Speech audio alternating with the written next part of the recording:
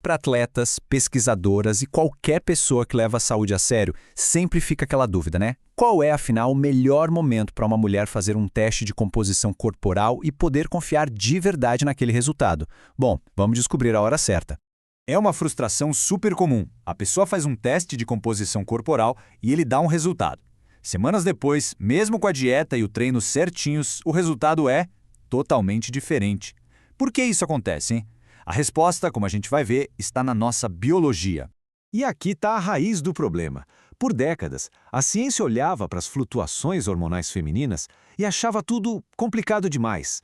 E por causa disso, simplesmente excluiu as mulheres de um monte de estudos. Imagina o tamanho da lacuna de conhecimento que isso criou. A boa notícia é que a pesquisa moderna está finalmente correndo atrás para mudar esse cenário. Certo, então vamos mergulhar nesse dilema científico. E o ponto de partida para entender tudo isso é o ciclo menstrual. Olha só, o que é bem interessante nesse gráfico é como ele desenha o ciclo para a gente. Tem a fase folicular ali no começo e a lútea no final. A pesquisa se concentrou naquela área cinza, sabe? A fase folicular inicial e média. E por quê? Porque é justamente nesse período que os níveis de estrogênio e progesterona estão mais baixos e estáveis. Isso cria menos ruído biológico. Então, para deixar bem claro, a fase folicular começa no primeiro dia da menstruação, e é essa estabilidade hormonal que faz dela o período ideal para testes. A hipótese é bem simples, na verdade. Testar durante essa fase nos daria uma imagem muito mais fiel das mudanças reais que acontecem do corpo.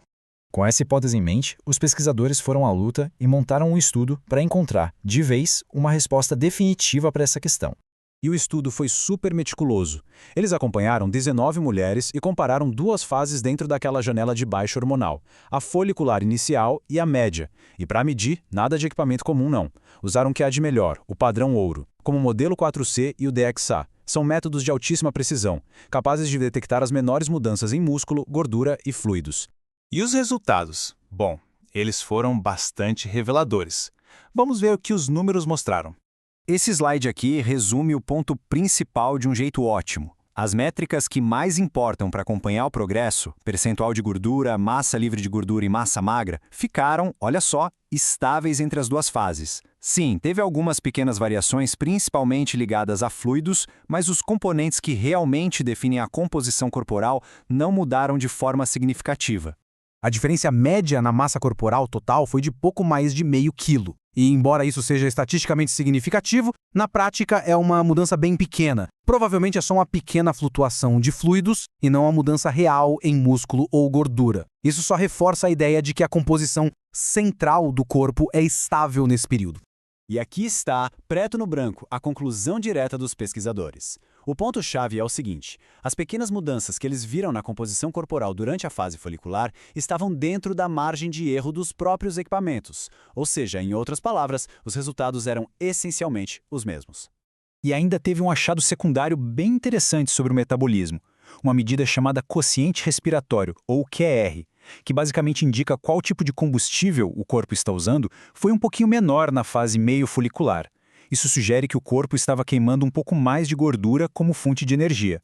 Uma mudança sutil, mas fascinante, né? Então, juntando todas essas peças, a gente finalmente chega a uma solução prática, algo que dá para aplicar de verdade. E aqui está a grande recomendação prática que saiu da pesquisa.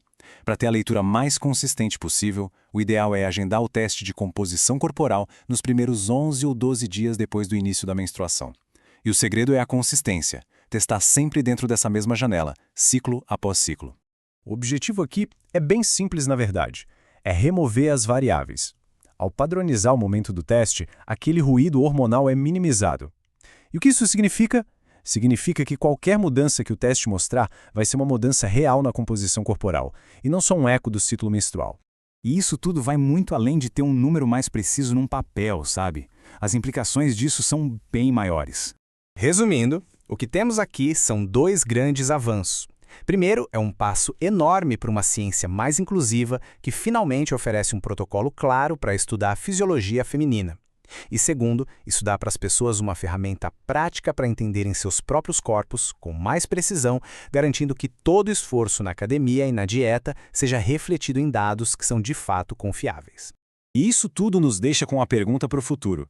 Padronizar a avaliação da composição corporal já é um avanço gigante, mas abre a porta para outras questões. Onde mais a gente precisa de protocolos específicos para mulheres, seja na nutrição, no treinamento, na saúde em geral? É uma área da ciência que está só começando a receber a atenção que realmente merece.